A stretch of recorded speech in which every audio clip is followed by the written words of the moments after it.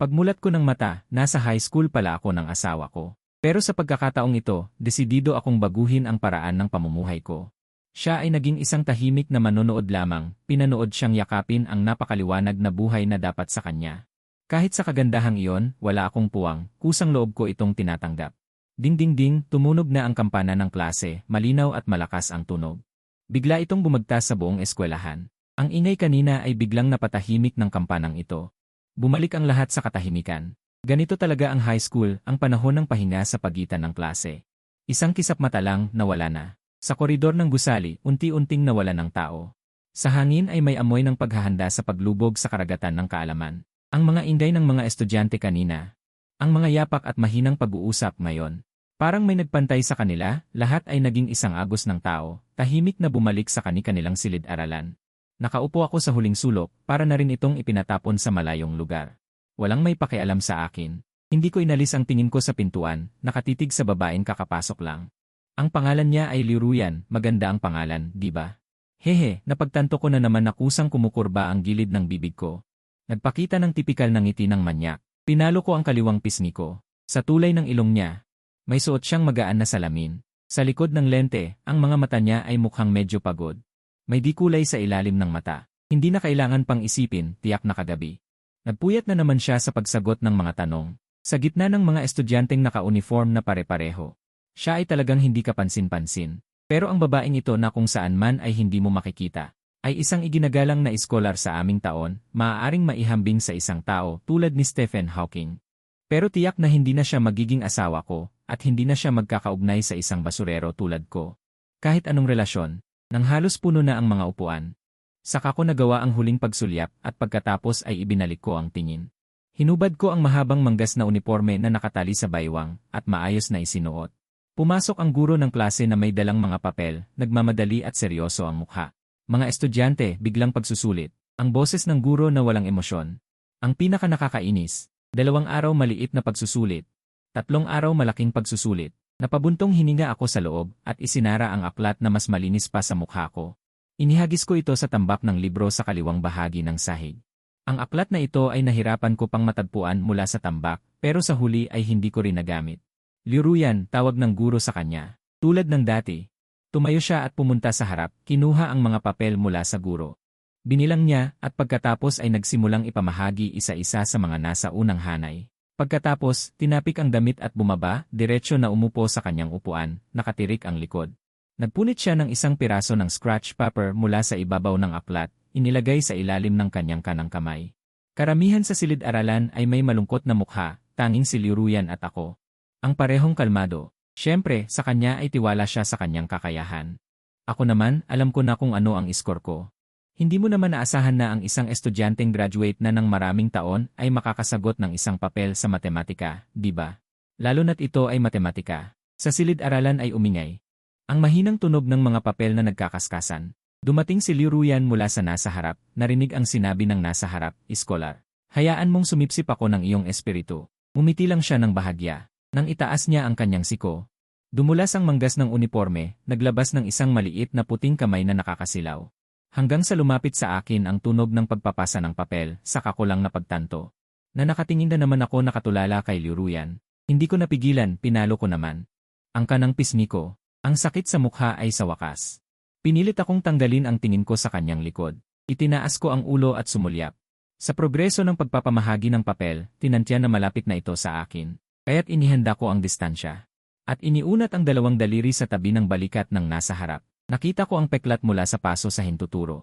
Kusang loob akong naghahalungkat sa bulsa ng pantalon, at nakahawak nga ng lighter, at kalahating pakete ng sigarilyo.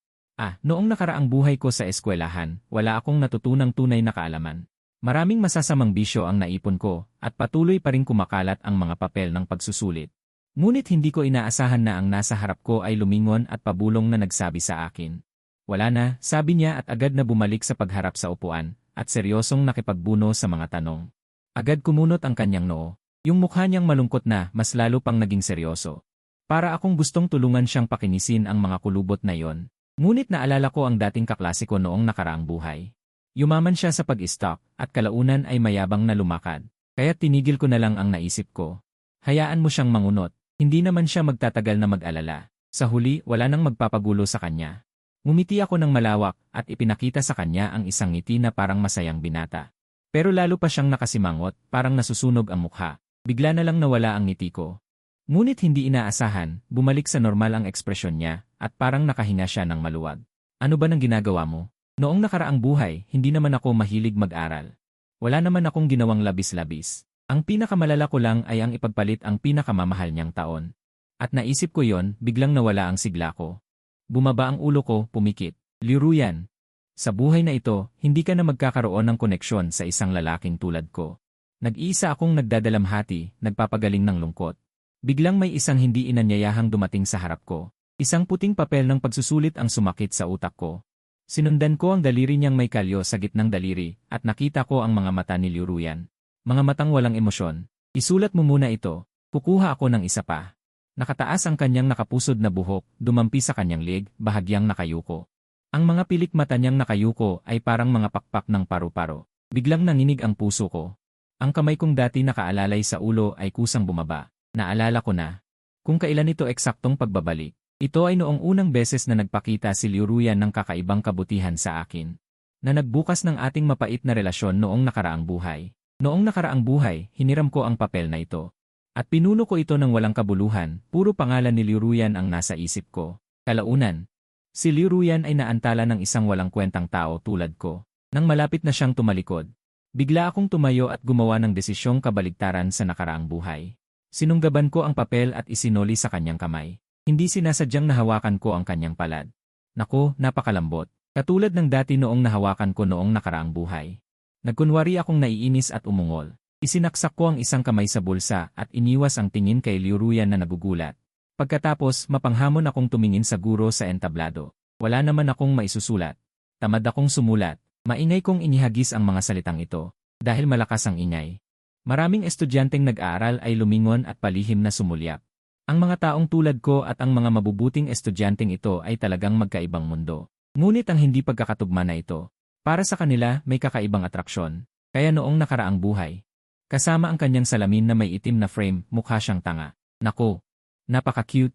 Lumunok ako ng laway, takot na baka magkaroon ng masamang epekto kung magpapatuloy akong tumingin. Bigla kong ibinato ang ulo, habang nagagalit ang guro, mabilis akong naglakad. Patungo sa labas ng silid-aralan. Hindi ako magaling mag-aral, pero hindi naman masama ang pagkatao ko. Kahit hindi ako nag-aaral, hindi ko naman dapat istorbohin ang pag-aaral ng ibang estudyante. Pagdating sa pintuan, nagpaalam pa ako sa guro ng taimtim na pagwagayway. Ay, hindi nakapagtataka na nahulog ako kay Liru yan noong nakaraang buhay. Dahil sa aking mapanganib na karisma. Sobra, naglakad ako nang nakatayo ang ulo palabas ng silid. Ang tingin ng guro ay parang searchlight. Binigyan niya ako ng pagtingin hanggang sa lumabas ako. Pumunta muna ako sa opisina ng grade coordinator at naglibot doon. Pagkatapos ay dumiretso ako sa gate ng eskwelahan. Ngunit bago pa man makaalis, pinigilan ako ng guard. Tumingin ako sa ibaba at naalala kong naka-uniform pa ako. Nag-usap kami ng matagal, sinabi ko ang lahat ng mabuti at masama, ngunit hindi niya ako pinayagan lumabas. Ang bagay na hugis tinidor na hawak niya ay palaging nasa harap ng leg ko. Wala akong magawa. Tiningnan ko ang kanyang daliring naninilaw sa usok at agad akong naglabas ng sigarilyo at sinindihan. Dahan-dahan niyang inilapit sa kanyang bibig, pagkatapos ay habang siya'y nagugulat. Kung manginig ang kamay ko, ihahagis ko ang upos ng sigarilyo, lilipad ito sa isang magandang kurba. Eksaktong dumapo ang upos sa pahayagan sa mesa ng gwardiya, 3 puntos. Habang ang gwardiya ay umiinom ng tsaa, walang kahirap-hirap na naapula ang maliit na apoy. Pag-angat niya ng ulo, ang makikita na lang niya ay ang mga yapak ko na tumatakbo palayo. Sa di kalayuan, lumingon ako at tiningnan ang gusaling iyon. Nakatayo sa gitna ng matataas na gusali, pinagsama ko ang hintuturo at gitnang daliri at inilagay sa noo ko. Paalam na sa inyo, aking kabataan, sige. Unang hakbang ng planong buwan, matagumpay. Ang langit ay parang pininturahan ng pintor na magaan. Sunod-sunod na bumukas ang mga tindahan sa kalye, mainit ang mga tindahan ng almusal, mabango ang amoy sa paligid. Isang pabango ang pumasok sa ilong ko, kumibot ang tiyan ko, saka ko lang naalala. Hindi pa ako kumakain kaninang umaga. Hinalughog ko ang lahat ng bulsa ng aking damit. 2.5 piso lang ang natipon ko. Ang bata kong sarili ay talagang mahirap. Bahala na, mas mahalaga ang trabaho. Sa harap ko'y isang napakataas na gusali. Matagal na akong hindi nakabalik, bigla kong hindi mahanap. Kung nasaan ang aking dating lungga, pinaghirapan kong maghanap mula sa malabong alaala. Nakahanap ako ng daan. Makipot ang eskinita, berde at malalago ang mga puno sa magkabilang gilid. Ang mga sanga ng lumang akasya ay nakababa, marahang humahawak sa balikat ng mga dumadaan. Ito na. Ang lumang komunidad na ito, ang mga dingding ay kupas na, makikita pa rin. Ang mga guhit ko noong bata ako. Tumakbo ako paakyat ng hagdan, tiningnan ang lumang pintong kahoy. Huminga ako ng malalim sa kasinipa ito. Isang malakas na putok ang narinig. Sumakit at manhid ang aking paa. Aray! Sakit, patay ako. Sumisitsit ako, sumandal sa pader at naghintay ng 2 segundo. Pagkatapos, sa pintong iyon na maraming kupas na pintura pero matibay ang kandado. Sinuntok ko ito ng malakas. Ano ba, dati hindi ko napansin na ang pintong ito ay napakatibay. Buti na lang ang ingay. Ginising ang lasenggo sa loob. Narinig ko ang mga kaluskos, dinilaan ko ang aking ngipin. Nang buksan ng matanda ang pinto, nakita ako sa kanyang lasing na mukha. Maliwanag na namamangha. Pumikit siya, tumingin sa labas ng langit. Bakit ka umuwi? Tanong niya nang may pagkairita, saka hinablot ang bote ng alak at uminom ng malaking lagok. Tiningnan ko ang magulong loob ng bahay, itinulak siya at dumiretso sa aking kwarto. Magulo rin ang kwarto ko, pero kumpara sa labas, masasabing malinis ito. Una kong itinaas ang kutson, hinawakan ng ilalim. Siyempre, wala. Sa loob-loob ko, ang pera noong nakaraang buhay. Sa panahong ito, kinuha na niya para ipambili ng alak. Umiti ako ng may pagtuya. Binitawan ko ang manipis na kutson, pumutok ito pabalik. Nagkalat ang alikabok sa ilalim ng kutson. Ikaw, nagtatago ng pera sa bahay. Akala mo hindi ko alam. Ang matandang iyon ay nakahiga sa sopa, itinapon ang basang damit sa sahig. Masayang iniiling ang bote ng alak. Ang kanyang namumula na mukha ay nakakasuka. Unti-unti kong pinisil ang aking 10 daliri hanggang sa sumakit ang aking palad. Saka ko lang napansin. Nakarating na ako sa harap niya. Lumabas ka. Hindi pa siya natatapos magsalita. Hinawakan ko na ang kanyang baba. Malakas ang pagkakahawak ko, hindi niya maiwasang ibuka ang bibig. Nagpakitang takot. Bago siya makapagmura, walang pag-aatubili. Inagaw ko ang bote ng alak sa kanyang kamay. Marahas at diretsyo ang dalaw. Ang alak sa bote. Dahil sa malakas na pag-alog, naglabas ito ng mga bula. Inihilig ko ang bote. Ang kulay amber na likido ay parang bumukas ang gripo, walang awa. Lahat ay pumasok sa kanyang bibig. Nanlaki ang mata ng matanda, umugong ang kanyang lalamunan. Gusto niyang lumaban pero hindi niya ako kaya. Simula pa noon, mas malakas na ako sa kanya. Nasaan ang pera? Ang perang ginamit mo pambili ng alak? Mariin kong tanong sa kabinitawan para makahinga siya. Siraulo kang anak ka, ganyan mo tatratuhin ang tatay mo. Galit na galit ang matandang iyon, bigla siyang tumayo mula sa sahig, itinaas ang kamay para sampalin ako sa mukha, pero sobra siyang lasing. Hindi na matatag ang mga paa, nadulas at bumagsak pabalik sa sahig, ang alak na dumikit sa kanyang kamay ay malagkit at makapal. At ang masangsang na amoy ng murang alak na iyon ay nagpaikot-ikot sa tiyan ko, tamad na akong makipag-usap sa isang walang kwentang lasenggo. Humakbang ako pauna, hinawakan ko ang kanyang buhok at ang natitirang alak sa bote. Lahat ay ibinuhos ko sa kanya, tumulo ang alak sa gilid ng kanyang bibig, patak-patak na nahulog sa kanyang damit. Nag-iwan ng madidilim na marka. Sa wakas, napagtanto na ng matandang iyon ang pagkakaiba ng lakas naming dalawa. Ang instinct na mabuhay ay nanaig sa pagkairitang dulot ng alak, ang kanyang mga kuko ay nag-iwan ng ilang gasgas sa braso ko, sa pamamagitan ng mapupulang mga mata ng matandang iyon. Nakita ko ang aking sarili, parehong kalmado at baliw. Iniyuko ko ang aking ulo, pinilit siyang tumingin sa akin. Malamig kong tanong, tatanungin kita ulit, nasaan ang pera? Tumingin sa akin ang matandang iyon na parang estranghero, dinagdagan ko pa ang bigat ng aking kamay, saka siya natauhan. Nanginginig ang kanyang kamay, inabot sa loob ng kanyang damit, naroon pala. Binitawan ko ang kanyang buhok, bigla kong hinawi ang kanyang damit, sa wakas natagpuan ko ang ilang pulang perang papel. Mga ilan lang, muli kong tiningnan ang mga bote ng alak na nagkalat sa sahig. Biglang bumangon sa aking puso ang isang pamilyar na pakiramdam ng kawalan ng pag-asa. Iyon ang sigaw ng dalamhati ko noong ako ay 18 taong gulang. Dahil sa mga sumunod na panahon, manhid na ako sa lahat ng ito. Nang magdaos kami ng kasal ni Liruyan, ang matandang iyon, nahihiya pa ring sumali, tinanggihan ko siya ng diretsyo. Hindi alam ng iba, alam ko ang kanyang lihim na plano, ang matandang iyon ay talagang naakit lamang sa pera ng regalo. Tumayo ako, tumingin sa kanya mula sa itaas, sumulyap sa matandang humahawak sa kanyang buhok. Na umuubo, ayaw kong manatili kahit isang segundo pa, direktang sinara ko ang pinto at umalis. Kaya kahit anong sigaw niya sa likod ko, para lang itong hangin sa tenga ko, tumakbo ako ng ilang sandali. Ang mga tanawin sa kalye ay lalong naging pamilyar, ang aking nag-uumapaw na puso ay unti-unting kumalma. Lalo na nang tumingala ako at makita ang manipis na anino ng buwan sa langit, mas naging panatag ang aking loob. Tumitig ako sa langit ng matagal nang bumalik ako sa aking sarili. Bigla akong itinumba ng isang anino sa lupa. Ay naku, Manong Guard. Bakit hindi kayo sa pintuan? Bakit kayo narito? Walang sinabi ang Manong Guard. Niyakap lang ako ng mahigpit gamit ang kanyang braso. Biglang bumilis ang tibok ng puso ko, may masamang pakiramdam. Umingin ako sa gilid, at naroon nga ang maputla na mukha ng aming advisor. Sa tabi niya ay nakatayo ang isa pa. Mukhang pamilyar din nang ihatid nila ako pabalik sa opisina ng paaralan, saka ko naalala kung sino yon. Ang aming grade level coordinator pala. Hay, matagal na tayong hindi nagkita. Hiruo, ikaw talagang. Galit na galit ang grade level coordinator. Itinuro ako gamit ang daliri. Hindi makabuo ng isang buong pangungusap. Matagal nang lumipas nang marinig ko muli ang pangalang ito. Medyo nataranta ako. Ang matandang iyon ay laging nagsasabi ng isiraulo sa akin hanggang sa araw ng rehistro. Lasing pa siya, lulong-lulon, sa huli ay hindi na matiis ng empleyado. Kaya binigyan nila ako ng pangalang ito. Kaya noong nakaraang buhay, nang maging matatag na ang relasyon namin ni Liu Ruyan, nakiusap ako sa kanya na bigyan ako ng bagong pangalan. Magaling siyang mag-aral. May pinag-aralan, ilang araw niyang inisip ang pangalan, syempre napakaganda nito. Tungkol naman sa pangalang Hiruo, matagal ko na itong itinapon sa kung saang sulok. Umupo ako ng maayos sa harap nila.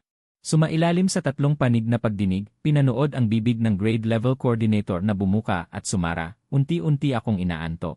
Nagsisimula nang magdikit ang aking mga talukap, palihim akong humikab, inikot ko ang aking ulo dahil sa init. Eksaktong nagtagpo ang aking tingin sa aming advisor na nanlaki ang butas ng ilong, napangiti pa ako, pero bigla siyang nagmulat ng mata ng malaki. Parang sa susunod na segundo ay didikit na ang kanyang mga mata sa mukha ko. Hindi ko alam kung gaano katagal. Ang matyagang grade level coordinator, nakita niyang wala akong reaksyon, uminom ng tubig mula sa kanyang tasa. Nakita kong tama na ang oras, tumayo ako mula sa upuan, kinuha ko ang papel na inilapag nila sa harap ko. Pinakinis ko ito at ibinalik sa lamesa. Coordinator. Nagpa siya akong huminto sa pag-aaral. Pagkasabi ko nito, biglang pumikit ang grade level coordinator. Ang tingin niya sa akin ay tila apoy na lumalabas sa kanyang mga butas ng ilong. Ang tasa na may nakaukit na advanced individual ay nag-ingay. Hiruo, tumaas ang kanyang boses. Tumango ako. Sumagot, narito ako. Ang paghinto sa pag-aaral ay kailangan ng pirma ng magulang, hindi basta-basta kukuha ka ng scratch paper, isulat ang 2 malaking titik na hinto at gagana na yon.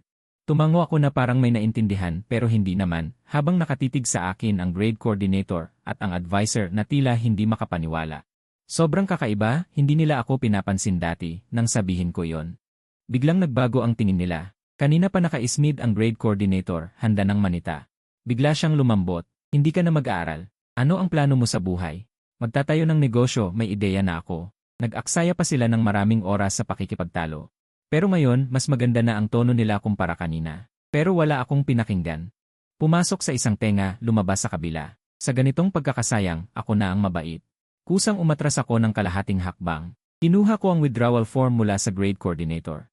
Habang nakatingin sila sa akin ng may awa, bigla kong naalala ang isang bagay. Tila magnanakaw, dinilaan ko ang labi.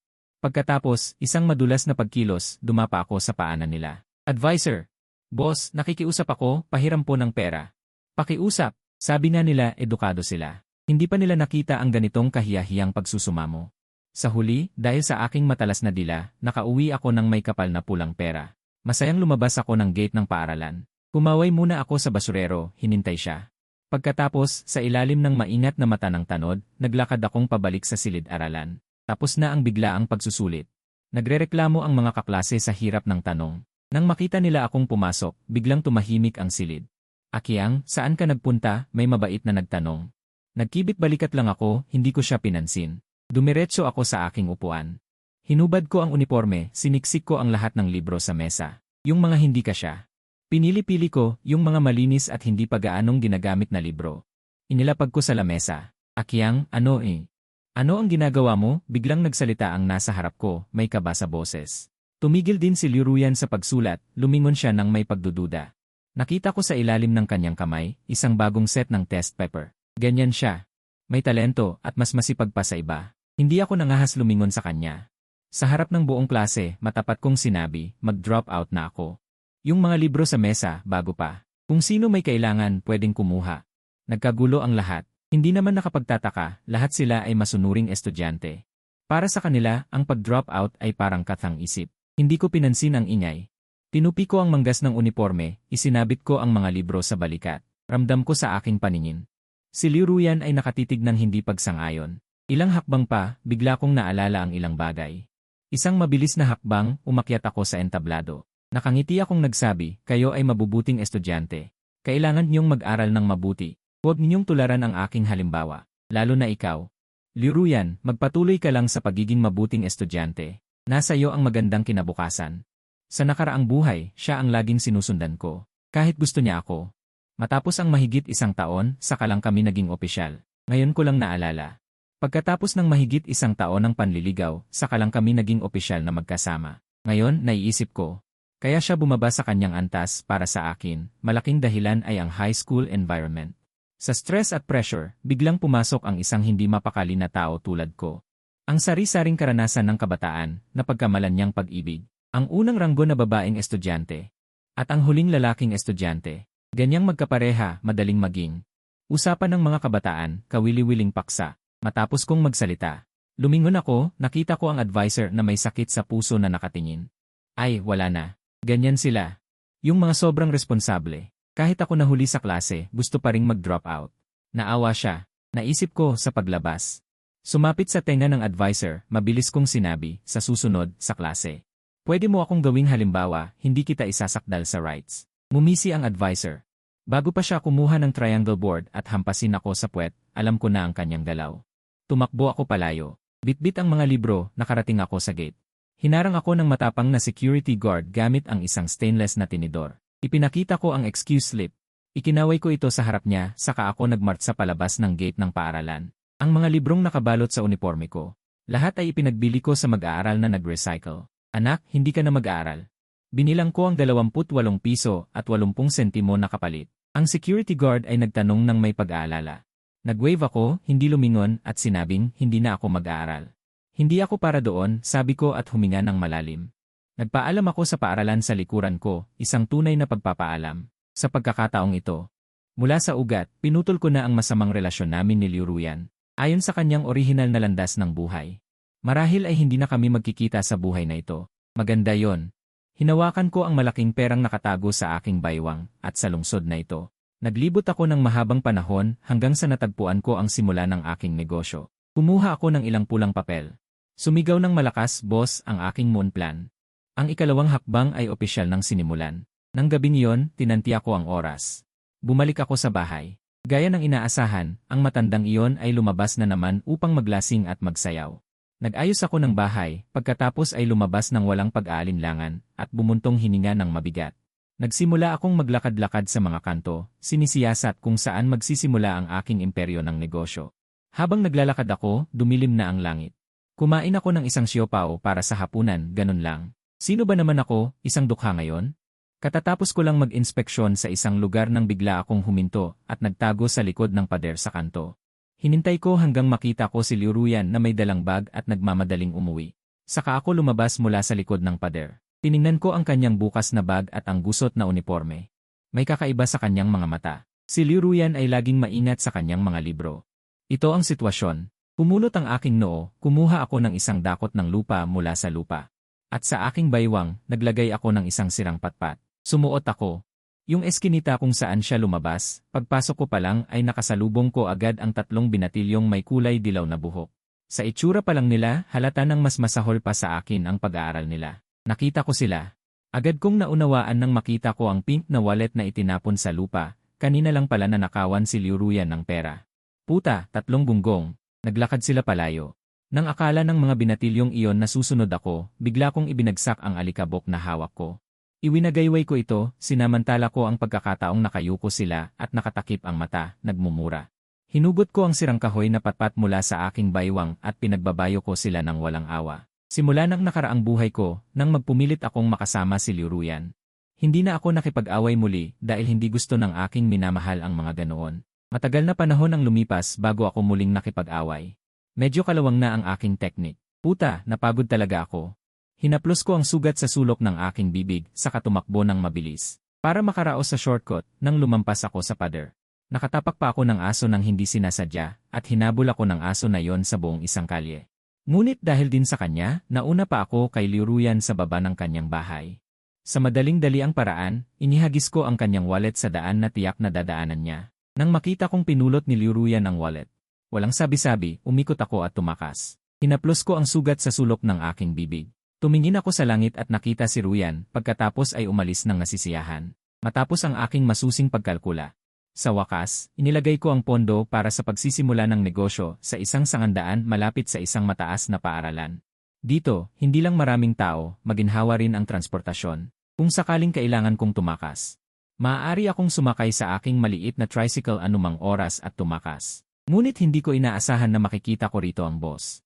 Iniabot ko sa kanya ang isang inihaw na hotdog, sadyang dinagdagan ko ng maanghang at maanghang bilang pasasalamat sa kanya bilang orihinal na shareholder. Suporta sa pondo.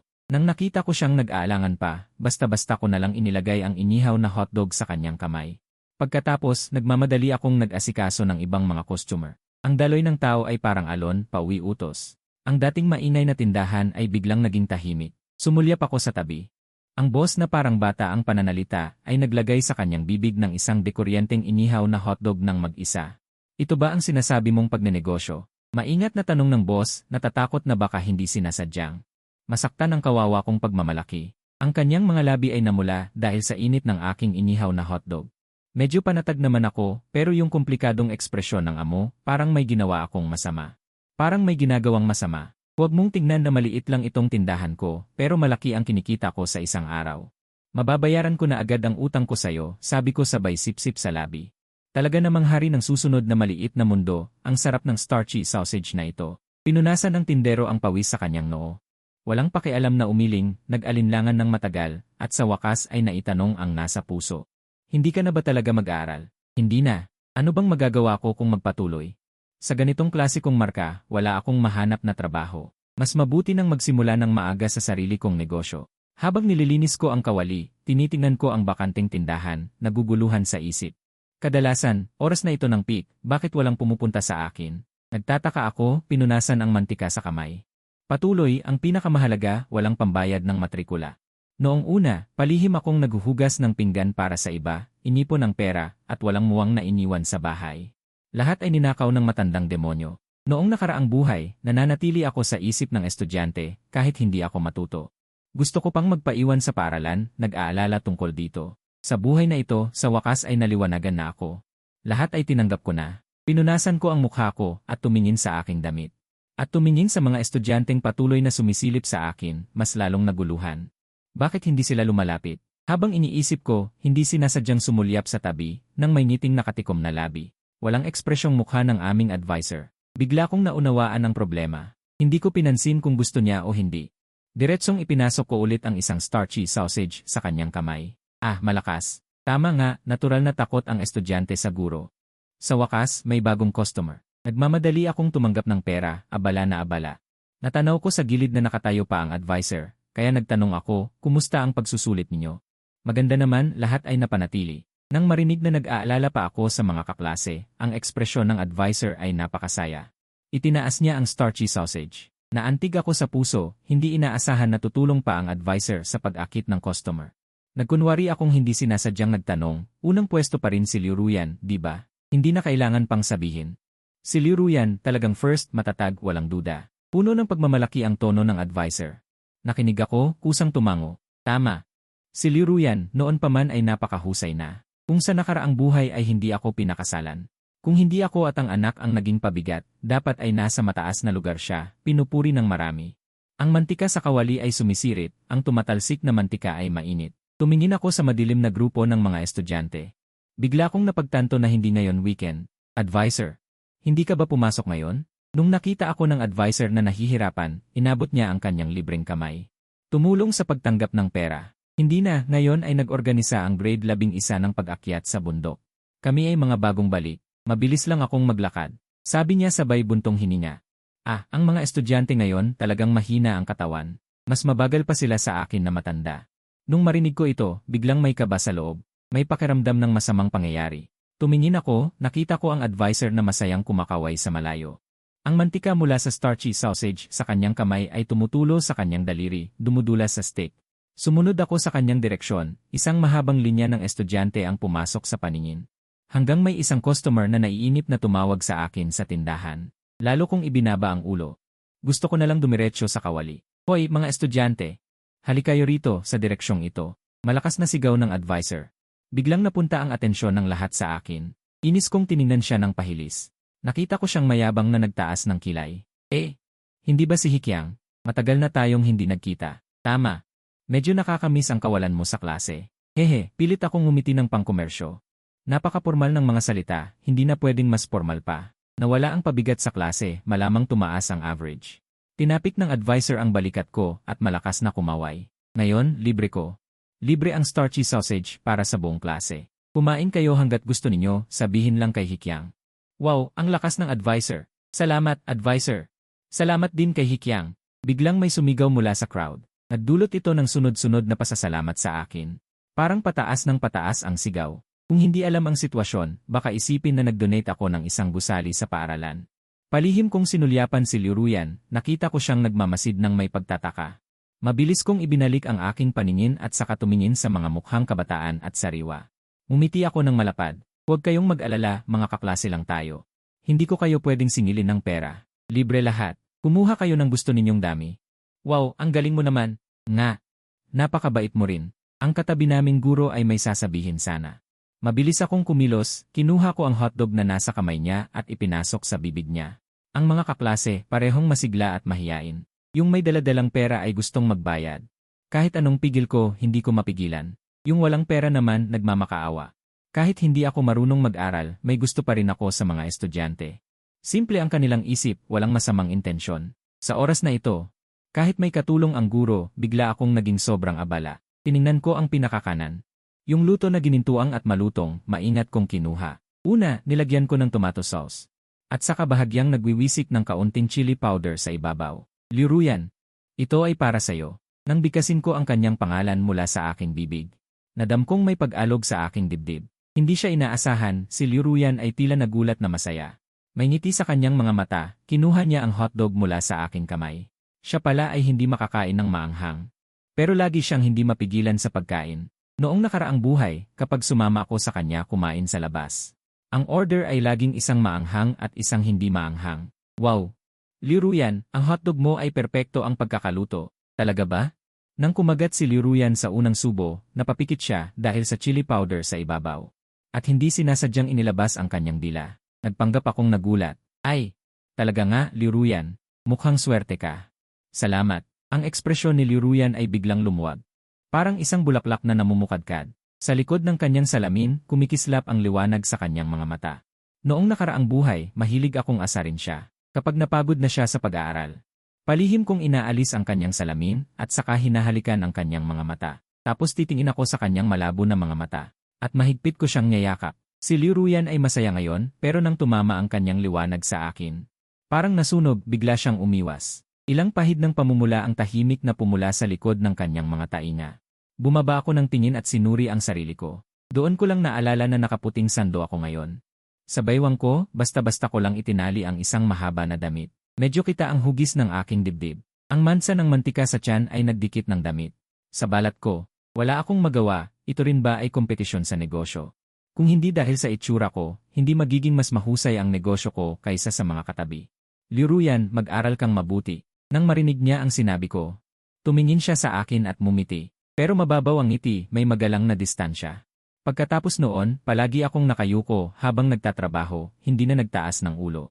Hanggang sa tumingin ang guro sa kanyang relo at umalis kasama ang grupo. Saka lang ako nagtaas ng ulo.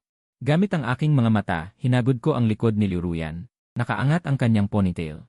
Buo ang kanyang kumpiyansa. Hindi makita ang anino ng dati siyang pinagdusa ng postpartum depression. Noong nakaraang buhay, dahil mababa ang pinag-aralan ko, wala akong mahanap na disenteng trabaho. Pumunta ako sa lungsod kung saan nag-aaral si Liruyan at nagtayo ng maliit na tindahan. Ang babaeng pinakamataas sa klase. At ang lalaking pinakamababa sa klase. Ang kwentong ito ay romantiko lang pakinggan. Sa totoo lang, walang naniniwala na tatagal kami. Kahit ako mismo. Palagi akong nag-aalala dahil sobrang galing ni Liruyan. Pagkatapos ng klase, lagi siyang pumupunta sa aking tindahan para tumulong. Kapag nakakasalubong niya ang mga kaklase, masaya niyang niyayakap ang aking braso. At may kumpiyansa niyang ipinakilala na ito ang kanyang nobyo. Alam ko, kahit hindi nila sabihin, sa isip nila ay tiyak na iniisip, isang bulaklak na itinapon sa dumi ng baka. Si Liu Ruyan mismo ay hindi nag-aalala tungkol dito. Pero ayokong magdusa siya dahil sa akin. Nagtatrabaho ako ng maraming trabaho sa isang araw. Sobrang tipid ako. Si Liu Ruyan ay matalino, napansin niya ang aking kakaibang pag-ugali. Kaya humingi siya ng pera sa kanyang pamilya. Hindi ko alam kung paano niya nakumbinsi ang kanyang mga magulang. Pero nang makita ko ang kanyang namumulang mga mata, pinikit ko ang aking mga ngipin at nanumpa na hindi ko siya hahayaang magdusa kasama ang isang mahirap na lalaki tulad ko. Ginamit ko ang lahat ng ipon ko mula sa pagtatrabaho, kasama ang perang ibinigay ng pamilya ni Liu Ruyan para makuha ang isang saradong pabrika. Nagplano akong magsimula ng sarili kong negosyo, isang buong linya ng produksyon ng starch sausage noong mga taong iyon. Madalas sabihin ni Liu Ruyan na napakahirap ng buhay ko, naawa siya sa akin, pero hindi ko na talaga iyon naramdaman. Sa halip, naramdaman ko na parang lalong nagkakaroon ng pag-asa ang buhay, iyon ang pag-asa naming dalawa ni Liu Ruyan para sa hinaharap. Hindi ko inaasahan na sa pagpupursige, magkakaroon ako ng kaunting tagumpay. Nang magpatuloy si Liu Ruyan sa pag-aaral para sa master's degree, ang kanyang matrikula at ang mga naunang gastusin sa pananaliksik na kailangan niyang bayaran muna. Lahat ay galing sa aming joint account. Maayos ang takbo ng aming buhay. Noong nag-aaral si Liu Ruyan, nagpakasal na kami. Ang titulo ng bahay ay nakapangalan sa kanya at sa kanyang mga magulang. Pero sa akin, iisa lang ang matandang iyon, hindi ko siya maaaring bigyan ng kahit ano. Ngunit nang maghanda si Liu Ruyan para sa direktang pagkuha ng natuklasan niyang buntis siya. Ito ay bunga ng aming pag-ibig. Pagkatapos ng pag-uusap, nagdesisyon si Liu Ruyan na ipanganak ang bata. Nagsimula siyang maghintay sa bahay, at natural na naantala ang direktang pagkuha ng at ang aking pabrika dahil sa mga issue sa sangkap ng starch sausage na lumabas sa internet. Nagkaroon ng problema. Hindi na ibenta ang produkto, nakatambak sa bodega. Noong panahong iyon, halos mabaliw na ako sa pagiging abala. Madalas na nagdadalamhati si Liu Ruyan dahil hindi siya makatulong sa pamilya, lagi siyang umiiyak ng palihim. Pagkatapos, ipinanganak ni Liu Ruyan ang aming anak na babae, ngunit nagkaroon siya ng postpartum depression. Noon ko lang tunay na naunawaan kung gaano kadelikado ang sakit sa pag-isip. Hindi mabilang na pagsisisi. Bilang asawa niya, bakit hindi ko ito natuklasan ng maaga? Kahit na si Liu Ruyan ay mananatiling maunawain. Para hindi ako mag-alala, laging nakangiti ang kanyang mukha, pero alam ko sa puso ko na iyon ay pilit na ngiti lamang. Ang pagbabago sa pabrika ay wala siyang magawa, naputol ang kanyang akademikong pananaliksik. Ang pagiging bagong ina ay nagdulot sa kanya ng pagkalito. Lahat ng mga bagay na pinagsama-sama ay sa pilitang ginawa siyang isang may bahay. Liu Ruyan. Siya ay isang napakahusay na tao, ngunit napilitang manatili sa bahay, parang isang rosas na naglalaho araw-araw. Nag-isip ako ng matagal at naunawaan ko. Ang may mataas na pangarap ay madaling masira, ang magagandang babae ay madaling tumanda. Ang isang taong kagaya ni Liu Ruyan ay hindi dapat nakatali sa pamilya, hindi dapat nakakulong sa tungkulin ng asawa. Simula pa lang, hindi na dapat siya naantala ng isang taong tulad ko. Ang mga kaklase ay dahan-dahang lumalayo. Nakatayo ako sa lugar. Habang pinapanood ang kanilang mga likod na puno ng sigla. Boss, isang grilled sausage. Isang customer ang nag-abot ng 3 yuan. Mainit ko itong tinanggap at gaya ng dati ay tinanong kung anong lasa. Nagpatuloy ako sa pagtatrabaho hanggang sa dumilim. Nang maghahanda na akong magsara, nakita ko ang matanda na may hawak na bote ng alak. Nagmamartsa siya papunta sa akin ng may puot, humigop mula sa bote na parang nagbibigay ng lakas sa sarili. Nagtaas ako ng kilay ng may pagtataka. Hindi ko inaasahan na ang alkoholikong laging lasing ay makakahanap ng lugar na ito. Mas hindi ko inaasahan na darating siya ng ganito kahuli. Anak ng puta, ibinenta mo ang gamit sa bahay. Akala mo ba bibigyan kita ng mukha? Inilapag niya ang isang kamay sa aking maliit na trisiklo, tila gusto niyang kunin ang aking minamahal na sasakyan. Nakatawa. Akala ba niya dahil maraming tao, hindi ako mang-aaway sa kanya? Nakakatawa talaga. Sa nakaraang buhay, ang pinakapagsisihan ko ay huli ko siyang sinaway. Hinawakan ko ang kanyang pulso at bigla itong itinaas pataas. Sumigaw siya sa sakit. Humagulgol na parang bata. Sinamantala ko ito at madali siyang hinila sa tabi. Hindi ko naman lahat ibinenta. May mga gamit na ginagamit ko pa. At saka, ang ilan doon ay binili ko gamit ang sarili kong pera. Ang matanda ay naiipit sa akin at hindi makatakas. Ang mga mata ay umiikot ng palihim. Kitang-kita na may masamang balak. Gaya ng inaasahan, sa susunod na segundo ay bumagsak siya sa lupa. Nagsimulang magwala at gumulong. Sumigaw pa siya, tulong. Saklolo. Ang masamang anak ay sinasaktan ng ama. Tignan ninyong lahat. Sinasaktan ng anak ang ama. Ang dalawang kamay ay nangangapa sa hangin, ang mga binti ay patuloy na sumisipa sa lupa. Ang alikabok sa lupa ay kumalat sa lahat ng dako, dumikit sa kanyang gusot na damit. Naamoy maasim. Ang mga tao sa paligid ay may nagulat, may naawa. May walang pakialam, nanonood lang, ngunit walang nangahas na makialam. Tahimik ko lang siyang pinanood na nagpe-perform, pinanood ang nakakatawang eksenang ito. Sa nakaraang buhay, noong nagkaroon ng problema ang aking pabrika, ganito siya kawalang hiyaan na lumapit kay Liu Ruyan. Sa harap ng maraming tao, hinihila niya ako at nagpapakatanga para lang makakuha ng pera pang-inom bago tuluyang magsara ang pabrika.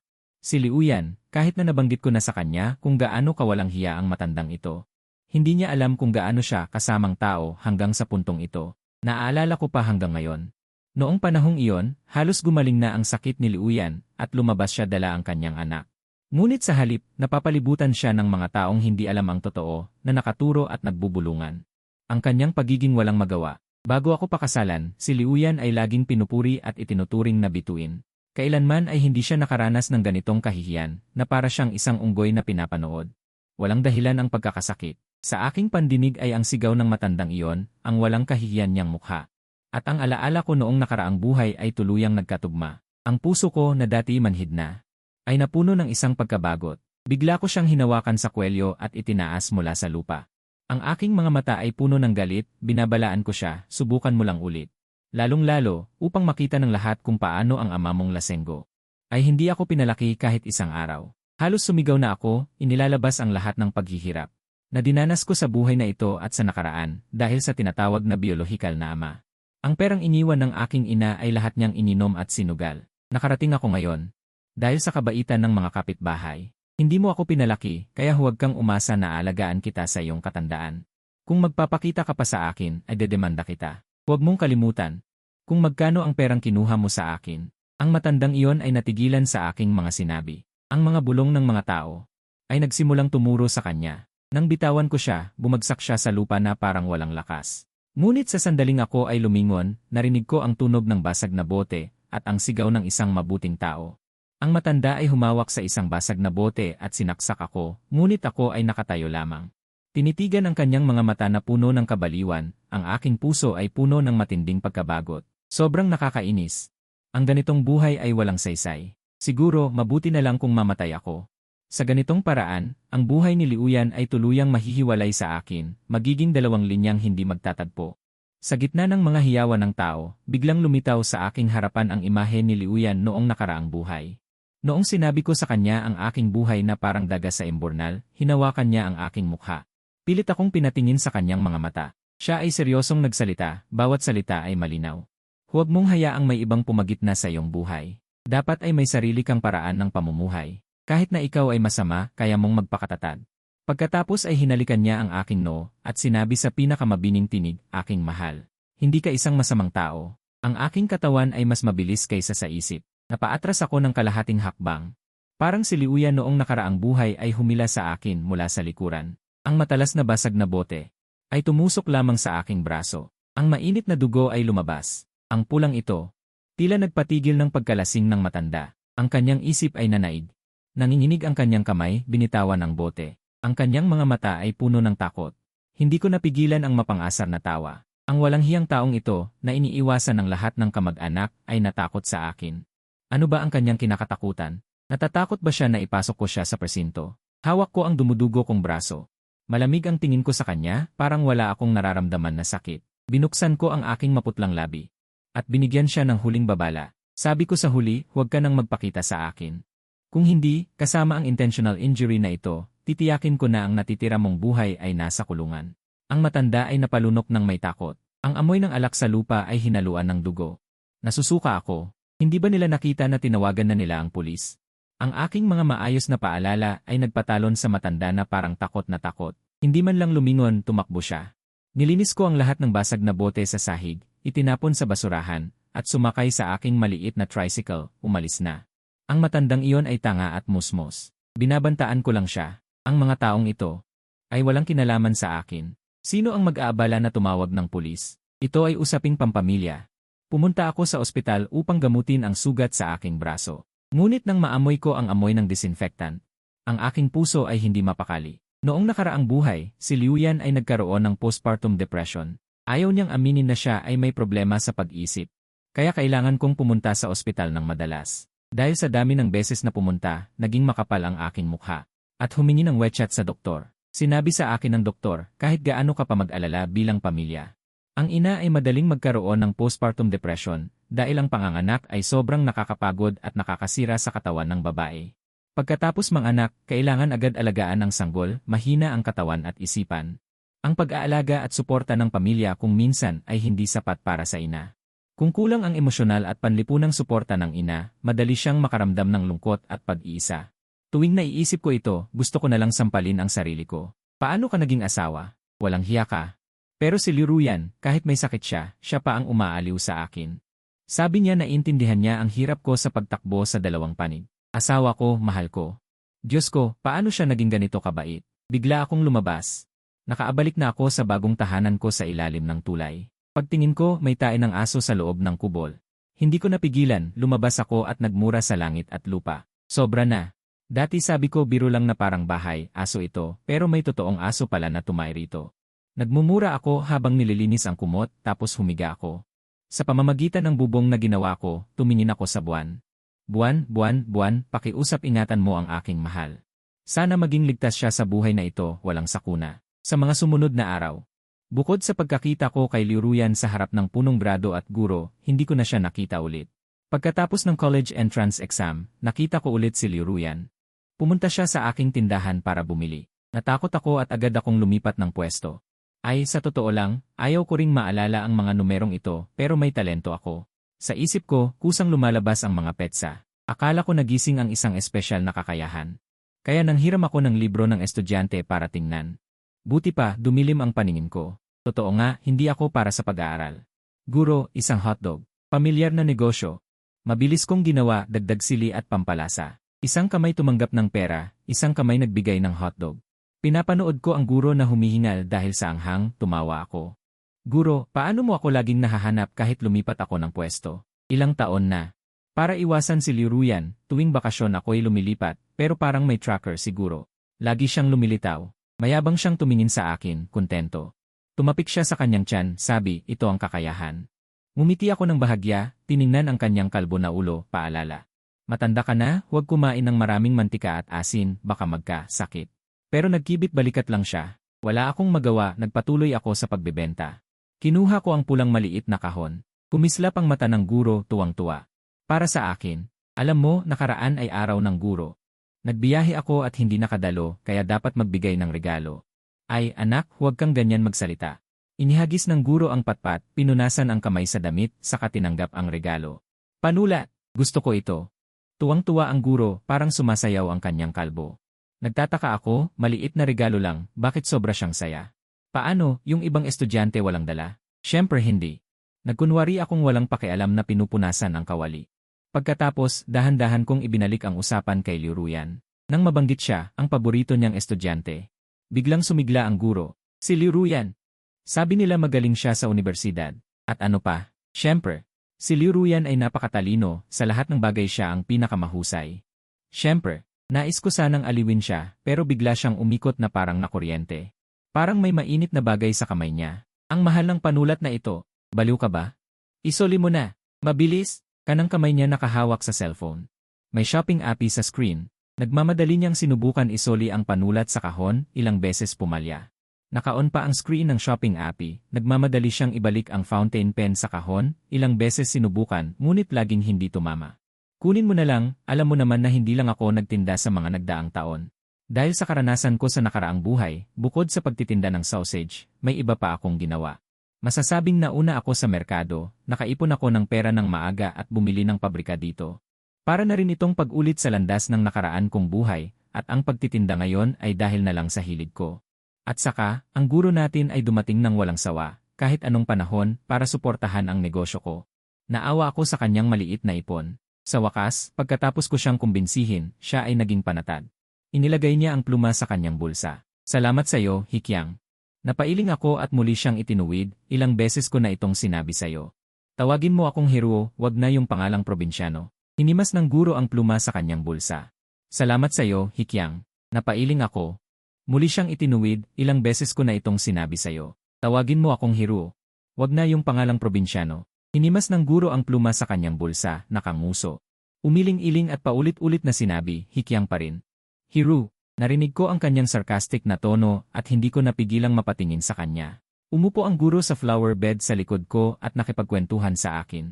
Bakit mo naisipang kumuha ng ganyang formal na pangalan? Hindi ko napansin dati.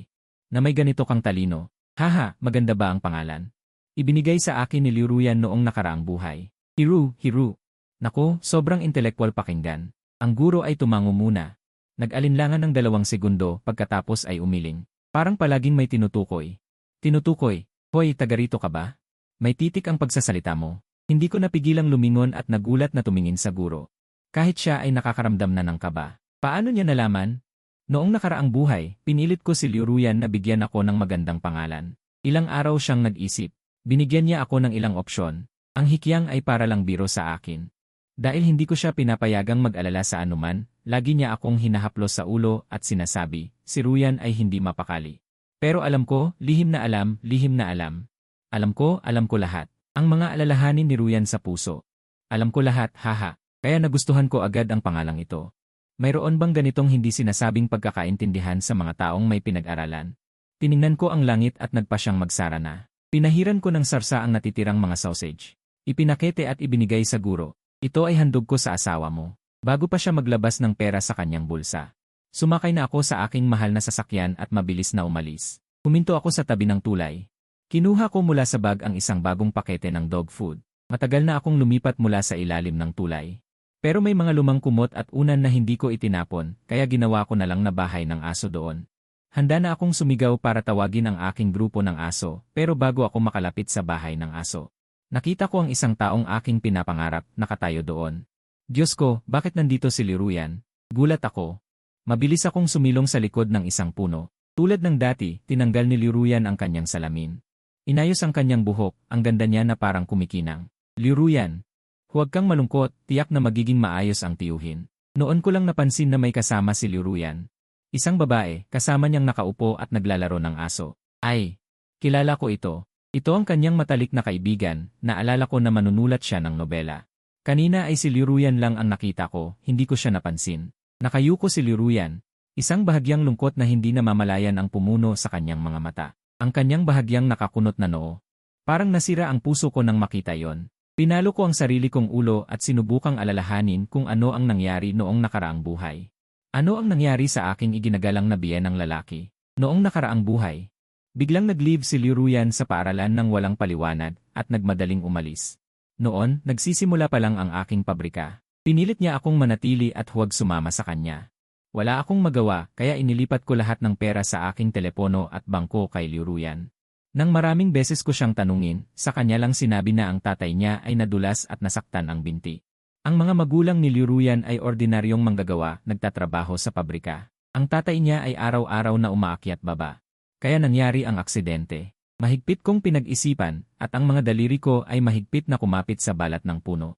Umiling si Liuruyan, hinawakan ang ulo ng aso, at bumuntong hininga. Sumama na siya sa kanyang matalik na kaibigan. Medyo nakayuko na ang kanyang balikat. Naghintay ako ng ilang minuto.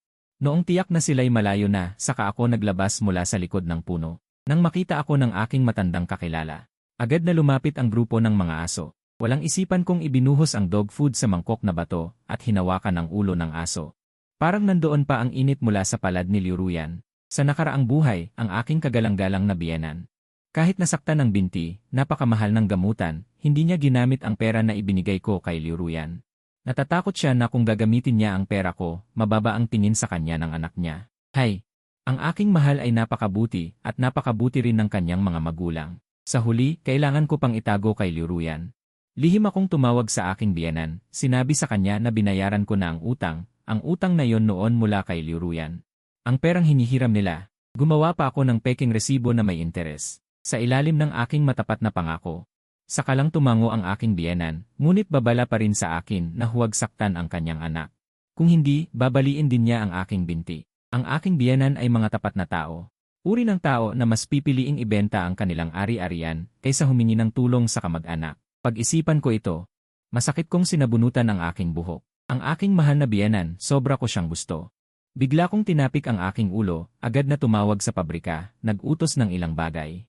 Pagkatapos ay sumakay sa aking minamahal na bisikleta papuntang supermarket. Pumili ako ng ilang mamahalin ngunit hindi kapansin-pansing regalo, dumiretso sa bahay ng aming guro. Pagdating, isang napakahusay na pagdausdos. Hawak ko ang mga regalo. Mahigpit kong niyakap ang hita ng guro at ng kanyang asawa, at may paggalang na bumati sa kanilang anak. Wala akong ibang talento kundi ang kapal ng mukha. Kung hindi sa nakaraang buhay. Hindi ko sana napangasawa si Liruyan, ang magandang repolyo na ito. Pagkatapos kong sabihin ang aking kahilingan, agad nang umisi ang guro. Ang tensyon sa kanyang mukha ay biglang nawala at walang saysay na pinagsalubungan ako ng mata. Kikyang, para sa ganyang bagay, sabihin mo na lang diretsyo. Natakot ako. Sa iyong pagdating, akala ko kailangan mo akong tulungan sa isang problema. Okay, tapos na ito. Aking mahal na biyenan. Ang iyong manugang, hindi ang iyong manugang mula sa nakaraang buhay. Ay darating upang iligtas ka mula sa apoy at tubig. Iniwan ko ang mga regalo at ang sariwang iba't ibang sausage mula sa pabrika. Sa bahay ng guro. Nang umalis ako, tiningnan ko ang maliit na apo ng guro. Mabuti kong sinabi, bata, dapat mag-aral kang mabuti, kung hindi, magiging katulad ako. Hindi ko pa natatapos ang aking sinasabi, sinipa ako ng guro palabas. Ang pinto ng seguridad ay bumagsak ng malakas. Walang awa itong isinara. Tumingin ako sa malaking karakter ng swerte sa pinto, at muling hinangaan ng guro. Siya ay isang mabuting tao, hindi man lang ginamit ang libreng negatibong halimbawa. Sinabi ko na hindi ko kailangan ng copyright fee. Tunay nga. Ngunit tungkol kay Liruyan. Medyo hindi ako mapalagay. Napakatapang niya, lahat ng problema ay gusto niyang pasanin mag-isa. Sa mga araw na ito, tiyak na mahirap para sa kanya. Gamit ang aking utak na hindi nakapag-exam sa kolehiyo, maingat kong pinag-isipan. Pagkatapos ay tinapik ko ang aking hita, at nagsimulang mag-abang sa harap ng bahay ng kanyang matalik na kaibigan na nakalib sa pag-aaral. Sa nakaraang buhay, alam ko na ang kaibigan niyang ito ay mahilig sa bahay, ngunit hindi ko inaasahan na ganito kalala. Nag-abang ako buong araw, at sa wakas ay nakita ko siyang bumaba. Agad kong isinara ang zipper ng aking damit. Itinago ang kalahati ng aking mukha, yumuko. Wow! May libreng lobo sa amusement park, at libre ring sumakay sa Ferris wheel. Wow! Ang ganitong magandang pangyayari ay isang beses lang sa isang buhay. Nakita ko ang kanyang kaibigan na malamig ang mukha, ngunit walang reaksyon. Mabilis akong pumasok sa hagdanan, hinubad ang aking jacket, binaligtad ito, at isinuot muli. Buti na lang matalino ako, nagsuot ng damit na pwedeng isuot sa magkabilang panig. Tumakbo ako papunta sa kaibigan niya. Nagkunwari akong isang dumadaan. Diyos ko, may libreng lobo sa amusement park. Libre ring sumakay sa Ferris wheel. Wow! Ang ganitong magandang pangyayari ay isang beses lang sa isang buhay. Nang makita ko ang bahagyang ekspresyon sa mukha ng kanyang kaibigan, agad akong sumilip sa hagdanan, hinubad ang jacket, binaliktad ito, at isinuot muli. Buti na lang matalino ako, espesyal akong nagsuot ng damit na pwedeng isuot sa magkabilang panig. Tumakbo ako ng mabilis, lumapit sa kanyang kaibigan, at nagkunwaring isang dumadaan. Diyos ko, may mga libreng lobo sa amusement park at libre rin ang Ferris wheel. Grabe, ilang beses lang sa buhay ang ganitong pagkakataon, kaya mabilis kong hinubad ang jacket ko. Tapos nagkunwari akong dumadaan malapit sa kaibigan niya, naku, may libre palang lobo at Ferris wheel sa amusement park. Isang beses lang to sa buhay, kailangan talagang kasama ang matalik na kaibigan. Habang iniisip ko, kung dapat ba akong maghubad na lang at pumunta ulit, sa wakas narinig ko siyang tumawag kay Liruyan, yan. Tara maglaro tayo sa amusement park, libre ang Ferris wheel ngayon. Mukhang hindi pumayag si Liruyan. Bigla siyang nag-arte ng pa-cute, nagsimulang magmaktol, please naman, yan. Samahan mo na lang ako, please. Nakita ko ang saya sa mukha niya. Agad siyang umakyat sa taas, ang galing, plano ayos na rin. Pero bago pa man matapos ang saya ko, humihip ang hangin at bigla akong bumahing. Putek, sinong gago ang nagsasalita ng masama sa likod ko? Suminghat ako. Tapos isinuot ko ulit ang jacket ko. Ayon sa ugali ni Liruyan, ang oras ng pag-ayos niya ay karaniwang nasa 35 minuto, kaya may sapat akong oras para maglakad-lakad papuntang amusement park. Pero napaupo pa lang ako sa maliit kong tricycle. Pagtingala ko ay di inaasahang nakita ko ang kaibigan niyang babae, nakapagpalit na ng damit. Bumaba mula sa itaas. Diyos ko, namula ang mga mata ko. Napatingin lang ako habang sumakay siya sa isang shared bike at umalis na nauna sa akin. Aray, nagkamali ako. Ganoon na lang siguro kalungkot si Liruyan. Para hindi na lang siya nag-ayos at lumabas na lang. Parang nadurog ang puso ko. Isinuot ko ang manggas ko at agad na pinagpawisan ang pagpedal ng minamahal kong sasakyan hanggang sa makita ko ang kaibigan niyang babae na huminto sa baba ng bahay ni Liruyan. Doon lang ako nakahinga ng kaunti, pero hindi pa rin ako tumigil sa pagpedal. Talagang hindi ako binigo ng aking tapat na sasakyan na kasama ko sa maraming laban, mas maaga akong nakarating ng mahigit 10 minuto kaysa sa kanila. Nakakostume ako ng hayop, nagtatago sa amusement park. Sa gitna, agad kong nakita si Liruyan. Medyo pumayat siya kumpara dati, simpleng nakatali lang ang buhok sa likod. May bahid ng itim sa ilalim ng mata. Isang malaking hakbang ang ginawa ko, at inabot ko ang sunflower balloon na mahigpit kong hawak sa kaliwang kamay. Sa harap ni Liruyan, at hindi ko rin nakalimutang bigyan ng isa ang kaibigan niya. Nagulat si Liruyan. Biglang lumiwanag ang mga mata niya at hindi napigilan ang ngiti sa labi. Hindi na siya mukhang malungkot tulad kanina. Salamat, sabi niya habang kinuha ang baloon at inilagay ito ng magalang sa harap. Tapos dumaan siya sa tabi ko. Natuwa ang kaibigan niya at inalog ang braso niya. Tingnan mo eh. Yan, sinabi ko na sa iyong may libreng lobo. Tara na, bilis din. Libre rin ang Ferris wheel. Nagkunwari akong namimigay ng lobo, sumunod sa kanila ng hindi kalayuan. Naririnig ko ang kaibigan niya na palaging inaalo siya. Yan, huwag ka nang sumimangot ti. Hindi ba naayos na ang bayad sa ospital ni Tio? Maawain pa rin ang langit sa'yo. Sino ba ang mag-akala na ang lottery ticket na binili ng tatay mo ay mananalo ng malaking premyo? Pero pakiramdam ko hindi ito totoo. Ano bang dapat katakutan? Pumasok na ang pera sa account, totoo ang pera.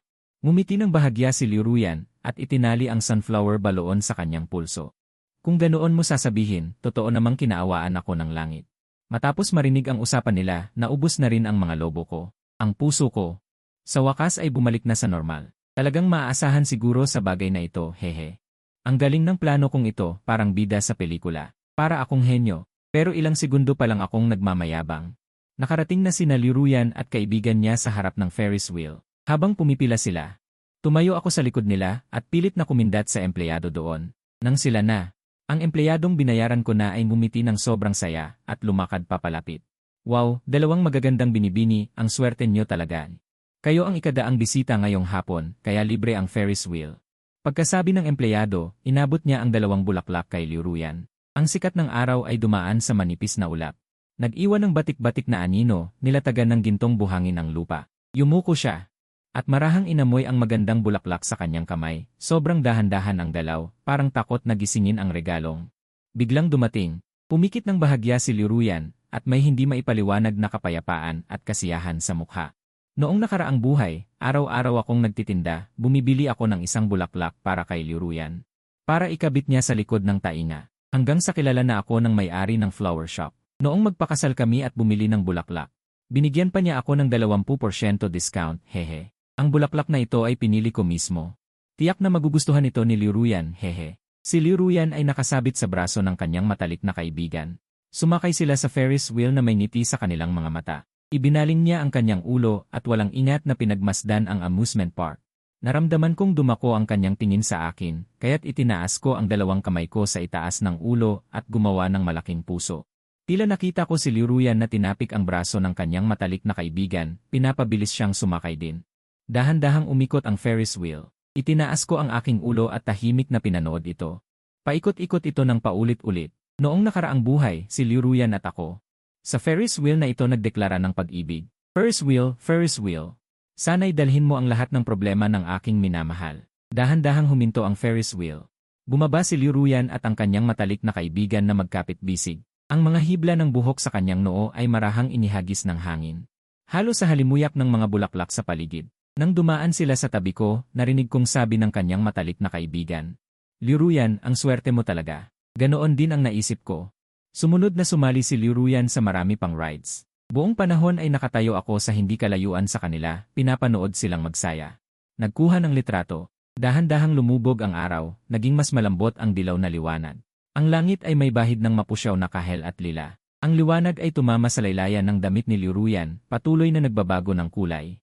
Sa kabutihang palad, laging may ngiti si Liruyan sa kanyang mukha. Sa pagtingin ko, hindi bumaba ang aking ngiti.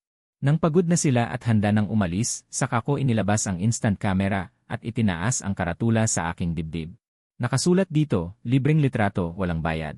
Ikaw pala, nandito ka pa rin. Umiti si Liruyan sa akin at itinuro ang Ferris wheel. Ginaya niya ang ginawa ko kanina. Gumawa rin siya ng malaking puso. Tama, nandito ako lagi. Tumango ako at itinaas ang instant camera para kunan sila ng litrato. Itinaas ni Liruyan ang bulaklak sa tabi ng kanyang mukha. Ang sikat ng araw ay dumaan sa mga puwang ng talulot at bumagsak sa kanyang mukha, nag-iwan ng malambot na halo ng liwanag. Ito ang nagpatingkad ng kanyang mukha, mas banayad at kaakit-akit. Sa pagtingin sa litrato ni Liruyan sa kamera, Bigla akong nanginig sa puso at pinindot ang shutter. Mabilis na lumabas ang litrato. Ang kanyang mukha ay napakaganda pa rin. Ang postpartum depression ay talagang nakakapagod. Noong nakaraang buhay, nang magkasakit si Liu Ruyan, bigla siyang magiging hysterical para sa isang bagay. Kapag kumalma na siya, tatakpan niya ang mukha at iyak, humihingi ng tawad sa akin. Noong panahong iyon, binasag niya ang lahat ng salamin sa bahay dahil hindi niya matanggap ang kanyang refleksyon. Ang kanyang katawan ay naging iba, ang kanyang mukha ay pagod, at araw-araw ay walang dahilan siyang nagagalit. Salamat. Ngumiti si Liu Ruyan sa akin at tinanggap ang litrato sa aking kamay. Sumiksik siya sa kanyang matalik na kaibigan at nagbulungan. Lumingon ako at tiningnan ang kanyang tuwid na likod. Mahabang buntong hininga. Pagkatapos, hinila ko ang aking masakit na binti at pumasok sa staff room ng amusement park. Pagkaalis ko ng costume, agad akong bumagsak sa sahig. Inangat ko ang aking ilong. Pakiramdam ko ay may sipon ako. Ang aking ulo ay mahilo sa tabi ng aking tenga. Parang narinig kong tinatawag ni Liu Ruyan ang aking pangalan. Dahan-dahan kong binuksan ang mata.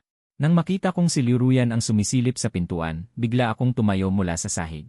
Tumakbo ako at kinuha ang ulo ng costume. Nakita ko si Liu Ruyan na gulat na lumapit sa akin.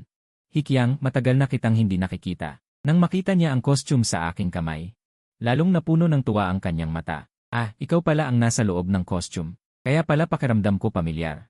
Agad akong tumanggi, pero bago ako makapagsalita, nakita ko ang manager ng parke. Sumungaw sa bintana at sinabing, kung hindi mo nagagamitin ang costume, ibalik mo sa pwesto. Nagtatrabaho ako dito part-time. Tiningnan ko si Liu Ruyan na may ngiting mata. Wala akong mahanap na ibang paliwanag sa isip ko kaya tumango ako ng mahina at inilagay ang costume. Hindi ko na pinansin si Liu Ruyan na tila gusto pang magsalita. Naglakad ako ng mabilis papalabas. Sa pagdaan sa pintuan, aksidente kong nasagi ang balikat ng kanyang matalik na kaibigan. Pasensya na. Mabilis akong humingi ng tawad, pagkatapos ay tumabi ako at nagmadaling umalis. Malayo na ang nalakad ko bago ako tumigil. Dahan-dahan akong yumuko sa tabi ng pader. Pinunasan ko ang isang luha na tumakas. Pagkatapos, sinipsip ko ang ilong ko at bumahing. Nagmadali akong umuwi. Hindi ko alam kung gaano katagal nagbakasyon si Liu Ruyan. Pero ginawa ko ang lahat para iwasan siya. Bilang resulta, matagal na panahon akong hindi nagtinda. Kinabahan ng aming advisor at ilang araw akong tinawagan, tinatanong kung patay na ba ako. Nakakainis. Wala ba siyang magandang nais para sa akin? Hanggang sa palihim akong pumunta sa ospital, sa wakas ay nasubaybayan ko ang paglabas ng aking mahal na biyenan. Hindi ko rin nakasalubong si Liu Ruyan noon, kaya't naging panatag akong magpatuloy sa pagtitinda. Ang mga sumunod na araw ay naging tahimik. Hindi na rin ako makakuha ng balita tungkol kay Liu Ruyan mula sa aming guro. Wala akong magawa. Wala talagang alam ang guro. Ang aking pabrika ay maayos pa ring tumatakbo. Araw-araw akong nagtitinda sa tamang oras. Saktong oras akong nagsasara, pagkatapos ay pumupunta sa ilalim ng tulay para pakainin ang aso. Tuwing gabi, umingiti lang ako sa buwan. Ang ganitong uri ng pamumuhay ay hindi naman gutom. Lumipas ang 2 taon ng ganito. Nakapagtapos na si Liu Ruyan ng kolehiyo. Siya ay si Liu Ruyan, sobrang talino na talaga. At dahil wala akong pabigat sa kanya sa pagkakataong ito, katulad ng nakaraang buhay, matagumpay siyang na-recommend para sa master's degree sa kanyang universidad. Guro, sa sobrang lamig ng taglamig ay pumunta ka pa rito para bumili sa akin. Ikaw talaga. Pinagkiskis ko ang aking mga kamay na namula sa lamig at kinuha ang isang mainit na longganisa na may dagdag na chili. Iniabot ko ito sa guro na nakasiksik sa kanyang jacket na parang bola. Pinagmasdan ko siyang nahihirapang tanggalin ang kanyang guwantes. Para bayaran ako sa pamamagitan ng EAT code. Siyempre, itinuturing ko na akong die-hard fan mo. Bakit hindi mo naman ako librehin? Wow, guro. Kailangan mo pa ba ng pera ngayon? Ang pera mo sa bangko ay nag-aanak na. Nang marinig ang aking pambobola. Agad na nagtaas ng baba ang guro na may pagmamalaki. Kumagat sa longganisa at agad na pumutok ang pawis sa kanyang mukha. Pagkatapos kumain ng kalahati ng longganisa, nang makita niyang hindi ako nagsasalita, napilitan siyang suminghot. Siya na mismo ang nagsalita, bakit ngayon hindi mo na tinatanong ang tungkol kay Liu Ruyan? Namilog ang aking mga mata. Tiningnan ko ang guro na may ekspresyong, alam ko na. Nag-ingat akong tumingin sa paligid. Pagkatapos ay hinila ko siya papalapit at pabulong na tanong, paano mo nalaman? At paano ko daw nalaman? Sumimangot ang guro at inirapan ako. Sa mga nakaraang taon, sa tuwing magsasalita ka, laging banggit ka ng banggit kay Liu Ruyan. Tanging mga tanga lang ang hindi makakapansin. Sabi niya sabay irap muli. Natatakot ako na baka sa sobrang lamig ay manigas ang kanyang mga mata. Ang utak mo noong estudyante ka pa. Akala mo maluloko mo ako. Panaginip mo yan. Itinapon niya ang stick sa basurahan. At pinayuhan ako, si Liu Ruyan ay single pa ngayon. Kung gusto mo, ligawan mo siya. Umiling ako at tinitigan ang grill na walang imik. Matagal akong hindi nagsalita. Nang matauhan ako, pagtingin ko, wala na ang nasa harapan ko. Itong guro, umalis nang hindi nagpapaalam. Nagtampo yata dahil sa sinabi ko. Kaya ba ang maliliit ang puso ay nakakaipon ng pera? Tumingin ako sa langit. Ang mga snowflake na lumilipad-lipad ay bumagsak. Lalong lumakas ang snow, dahan-dahan. Ang buong mundo ay naging purong puti. Ang mga sanga ng puno ay puno ng makikinang na yelong pira-piraso. Binali ko ang isa at pinaglaruan. Noong nakaraang buhay, gustong-gusto kong gamitin ang aking mga kamay na pinaglaruan ng snow para haplusin ang mukha ni Liu Ruyan. Kapag nagkunwari siyang galit, bubuksan ko ang aking down jacket at ibabalot siya sa loob. Ang aking mga daliri ay sobrang pula at ang yelong pira-piraso ay natunaw na rin. Hinawakan ko ang bubong na kumakandili sa snow, handang pilitin itong itiklop. Ngunit sa harapan ko, hindi inaasahang nakita ko ang isang matandang kakilala. Matagal na tayong hindi nagkita. Si Liu Ruyan ay nakatayo sa snow, ngumiti sa akin na nakatagilid ang ulo. Hinila niya ang kanyang scarf, at inilabas ang kanyang pisngi na namula dahil sa lamig. Ilang segundo pa lamang, ang kanyang ulo ay natabunan na rin ng manipis na snow. Liu Ruyan, ikaw paano? Bago pa ako mamangha kung bakit siya biglang lumitaw dito, nakita ko ang snow sa kanyang buhok. Nang matauhan ako, nakataas ko na ang bubong at nakatayo sa tabi ni Liu Ruyan. Tumingin si Liu Ruyan sa akin, may kurba ang kanyang kilay at mata. Siya ay naka-makeup. Ganda pa rin niya. Pakiramdam ko ay uminit ang aking pisngi. Anak ng, ang lamig ng taglamig na ito. Bakit ka lumabas ng walang payong? Muntik ko nang sabihin ang marami pang bagay. Buti na lang napigilan ko ang sarili. Nilunok ko na lang ang lahat ng sasabihin. Tumingin si Liu Ruyan sa aking grill na puno ng snow. Pagkatapos ay tumingin muli siya sa akin. Ang mga snowflake sa kanyang pilik mata ay natunaw ng maging patak ng tubig. Lumapit siya ng isang hakbang sa akin. Naramdaman kong tumibok ang puso ko. Pumarito ako para magpasalamat. Para saan? Bigla akong naguluhan. Ibinaba ni Liu Ruyan ang kanyang scarf at inilapag sa kanyang braso. Naglabas ng maputing manipis na leg. Nagpapasalamat ako sa taong tumulong sa akin na mabawi ang pitaka. Nagpapasalamat ako sa taong nagpakahirap, na nagdala ng pambayad ng gamot para sa tatay ko. Nagpapasalamat ako sa nag-arte bilang manika para pasayahin ako. At nagpapasalamat din sa nagbigay sa akin ng bulaklak. Isang hininga niyang sinabi ang mahabang listahan. Sa bawat salita niya, nanginginig ang puso ko. Hindi ako nangahas na tumingin sa kanyang mga mata. Agad kong iniwas ang tingin at matamang nakatitig sa unahan. Sumandal si Liu Ruyan ang ulo. Hindi sinasadyang nagtagpo muli ang aming mga mata. Talaga? Malamang nagkamali ka ng tao, Liu Ruyan. Hindi pa tapos ang sinasabi ko, biglang lumabas ang best friend niya mula sa kung saang sulok. May dalang dalawang payong, parang isang detective na naposes. Ngumiti siya ng pahilis. Kinuha ang cellphone mula sa bulsa. Gusto mong makita ang CCA sa eskinang iyon? Gusto mong marinig ang testimonya ng may-ari ng amusement park? O gusto mong mag-search sa Baidu Baike? Pagkasabi niya, bigla niyang hinila ang nasa tabi. Ang natatakot na may-ari ay hinila palabas. Kailangan mo ba ng saksi? Sumasabog ang utak ko sa ingay. Sa isang saglit, hindi ko alam kung ano ang sasabihin. Tanging ang may-ari na may takas na tingin ang nakikita ko. Liu Ruyan, nag-iisip ka ng sobra. Nagtatrabaho lang ako doon. Nag-iisip ka ng sobra. Sabay silang nagsalita ng best friend at may-ari, nakanguso ang bibig. Ang mukha nila ay halatang may tinatago. Dahil sa gulo nilang dalawa, napangiti na lang si Liu Ruyan. Inilapat niya ang tingin sa akin, tinitigan ang mga mata ko, at sinabi ng paisa-isa. Salamat. Gumalaw ang labi ko ng matagal, at sa wakas ay napilitan akong magsalita ng naguguluhan. Liu Ruyan, huwag kang mag-isip ng masama. Kailangan ko nang umuwi. Inilapag ko ang pansamantalang silong sa lupa, at pumihit para tumakas. Pero nahawakan na ni Liu Ruyan ang pulso ko. Seryoso, naiinis ako sa sarili kong ganito. Hinawakan lang niya ako. Nanghina ang kalahati kong katawan. Ang lambot pa rin ng kamay niya gaya ng naalala ko. Hinila ako ni Liu Ruyan ng ilang beses, ngunit hindi niya ako may galaw. Wala siyang nagawa. Siya mismo ang lumapit sa akin ng mag-isa. Hindi siya masayang ngumiti. Mukhang medyo bigo. Gusto kong bawiin ang kamay ko, pero parang hindi sumusunod ang kaliwang braso ko. Kahit anong pilit, walang lakas. Sa oras na yon, biglang itinaas ni Liu Ruyan ang ulo. Dahan-dahang tumikwas ang kanyang mga daliri sa paa. Ang kumikislap na mga mata ay nakatitig sa akin. Gusto mo bang subukan nating mag-date? Ang direktang tanong na ito ay nagpahinto sa aking paghinga ng ilang saglit. Gusto kong tumanggi pero ang ulo ko ay tila may sakit, hindi makagalaw. Sa tingin ko sipon na naman ako. Bago pa ako makapag-isip ng sasabihin, ang tingin ni Liu Ruyan ay biglang naging madilim. Ayon sa karanasan ko noong nakaraang buhay, alam ko na nagpapanggap lang si Liu Ruyan na kaawa-awa. Sa mga ganitong pagkakataon, karaniwan kong kinukurot ang kanyang pisngi. At mumingiti bago sumuko. Pero iyon ay noong nakaraang buhay pa. Tumingin ako kay Liruyan sa harap ko. Gusto kong sirain ang kanyang pagganap pero parang may bara sa lalamunan ko, walang salitang lumalabas.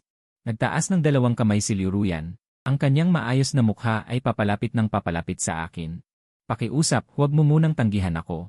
Magsimula tayo sa pagkakakilala. Hindi niya ako pinapagsalita. Pagkasabi niya, iniabot niya ang isang kamay sa akin. Kumusta? Ako si Liruyan. Nararamdaman ko ang panginginig ng kamay ko sa tabi ng hita.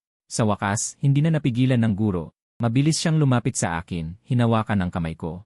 At idinikit sa kamay ni Liruyan. Sa puno ng pag-asa na tingin ni Liruyan, nagsalita ako ng may paninikip sa lalamunan. Ako si Hiru. Hiruo, ang ganda ng pangalan. Siyempre, binigay ng asawa ko. Daman. Ang walang kwenta ko talaga. Isang sandali lang si Liruyan na lumapit sa akin, at tuluyan nang nawala ang isip ko. Mas malala pa, umiti siya sa akin. Daman. Ito ay isang tunay na plano ng kagandahan. Sumusuko na ako. Epektibo talaga ang taktikang ito. Noong mga panahong iyon, ilang ulit akong umiwas hanggang sa hindi na napigilan ng guro. Sinampal niya ang ulo ko. Ano ba talaga ang inaalala mo? Nga, ano ba talaga ang inaalala ko? Inaalala ko na ako, isang mahinang estudyante, ay hindi karapat-dapat sa kanya. Inaalala ko na maantala ko ang kanyang pagtugis sa kanyang akademikong pangarap. Inaalala ko na muling magkaroon ng postpartum depression si Liruyan. Pagkatapos kong magsalita ng pahaba, sinampal ulit ako ng guro sa ulo, nagdulot ng mga bituin sa aking paningin. Sino ba ang nililigawan mo na walang ganitong problema? Tanong ko sa'yo, kasama mo ba siya? Masasaktan ba siya? Hindi. Tumaas ang ulo ko.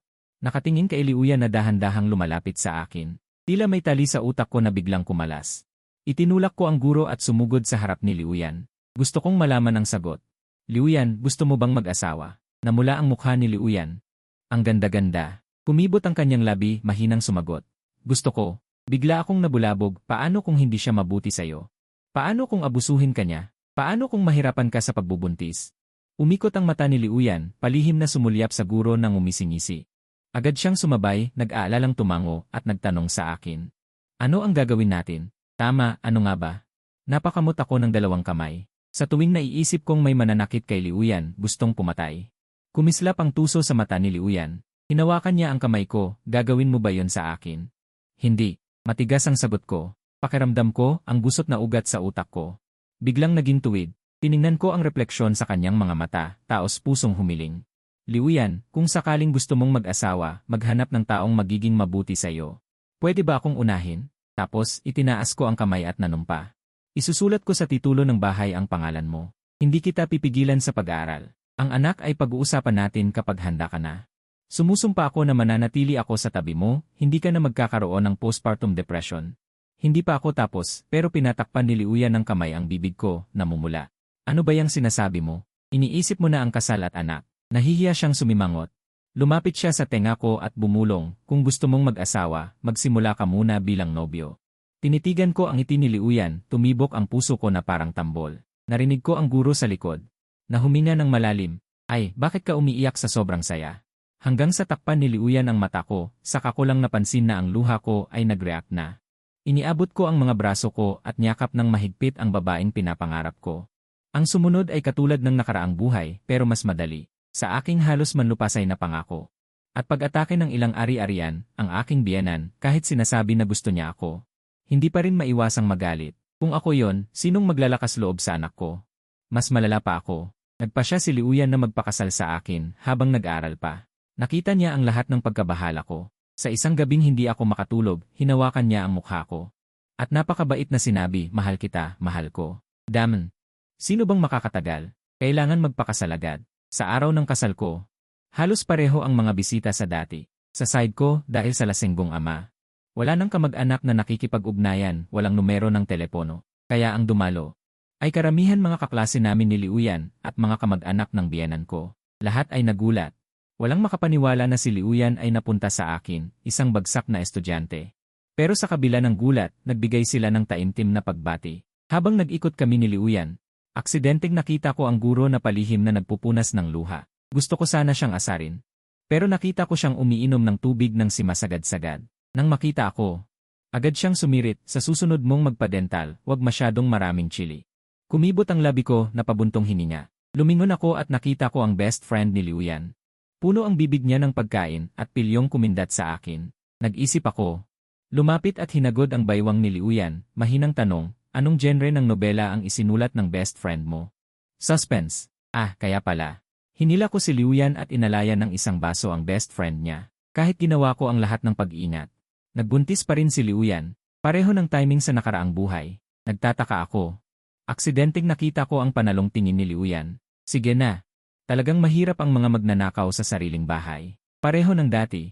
Iginigiit ni Liuyan na ipanganak ang bata. Ang mga biyanan ko ay nagpalit-palit. Sa pagkumbinsi sa akin, hay, para akong ama. Parang isa akong kontrabida. Wala akong magawa, pero simula ng araw na ikasal kami ni Liuyan. Laging handa ako sa ganitong pagkakataon. Inilipat ko na ang pabrika sa lungsod kung saan siya nag-aaral, kaya maayos ang lahat ng plano. Para akong mayamang walang ginagawa, araw-araw nag-aaral ng mga resepe sa bahay.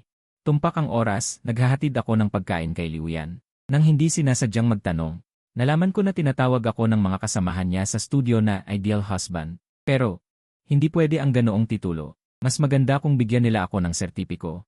Natatakot ako na kung mawalan ako ng pag-iingat, si Liuyan ay magkaroon ulit ng postpartum depression tulad ng nakaraang buhay. Pumunta ako sa bahay ng mga magulang niya at nagmaktol. Sa huli, sobrang nahiya sila sa akin, kaya pumayag silang tumira sa amin. Kinuha ko rin ang kanilang mga cellphone. At paulit-ulit kong binanggit ang postpartum depression sa harap ng screen. Talagang epektibo ang big data. Nang araw na yon, nag-scroll sila sa social media at nakita ang mga kaugnay na content. Sa ilalim ng atensyon ng buong pamilya. Si Liuyan ay ngumingiti araw-araw ng sobrang saya, isang tunay na ngiti mula sa puso. Napakabuti. Ligtas ang aking mahal. Nang lumabas si Liuyan mula sa delivery room at magising, ako ang una niyang nakita. Bigla siyang natawa, kaya mabilis kong pinaalalahanan siyang ingatan ang tahi. Ako ang nanganak. Bakit namumugto ang mata mo? Malumanay na hinawakan ni Liuyan ang aking namumugtong mga mata. Nang magsalita siya, gusto ko na namang umiyak. Pareho itong buhay sa nakaraang. Tungkol sa issue ng hilaw na materyales ng starch sausage, na naging mainit na usapin. Buti na lang may karanasan ako. Ginawa kong ganap na transparent ang buong linya ng produksyon. Mula sa pagbili ng hilaw hanggang sa pagproseso. Dahil malinis ang hilaw, naging sikat pa ito. Siya pala ang matandang iyon.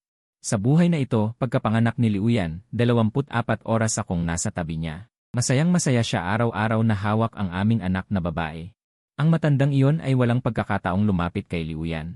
Ang pinakamahalaga ay, naging matalino ako noong panahong iyon. Pagkatapos niyang lapitan ako, pumunta agad ako sa ospital para magpa-certify ng sugat.